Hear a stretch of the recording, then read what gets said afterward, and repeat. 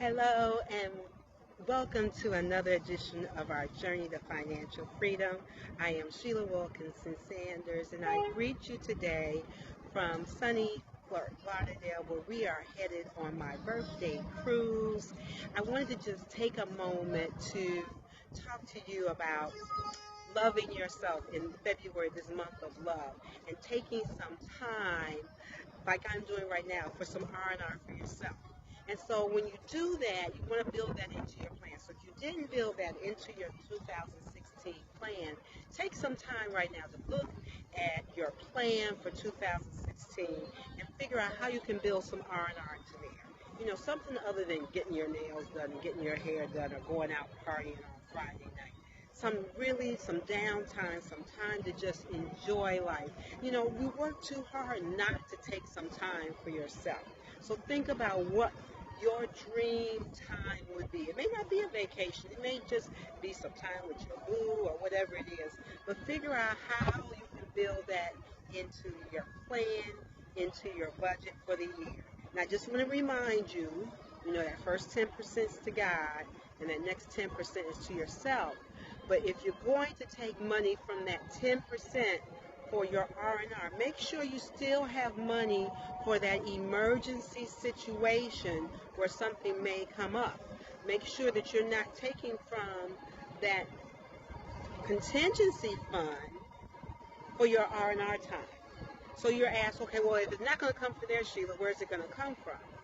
All right, so you got that 10% for yourself that you're building up so that you have 10% of your gross, right?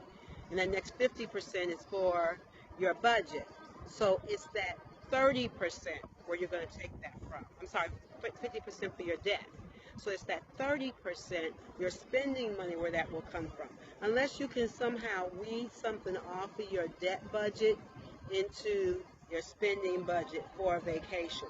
But I want to caution you not to go into additional debt for a vacation. Yes? So maybe you don't put as much into your debt budget for a couple of months. Maybe you don't pay off as much, but make sure that you still make at least those minimum payments while you're putting together your money for that vacation. And while you're putting together money for the vacation, remember about spending money is not just the cost of airfare or boat fare or hotel, but put into that budget, I generally say 25% of what you paid for the trip for spending money, right? Because you want to enjoy yourself while you're on that vacation. Now, when you're planning that vacation, there are lots of bargains out there, so don't take the first fare that you see. On this trip that we went on, this cruise that we went on, we went through a travel agent instead of through the cruise line, and the travel agent just kept watching the prices, and as the prices went down, they contacted us and said, hey, price went down, $100, the price went down $150. So we ended up paying almost 30% less, 30 to 40% less than others in the same category as us. In fact, we were in probably 2 to 3 categories higher than some other folks that paid even more than what we paid.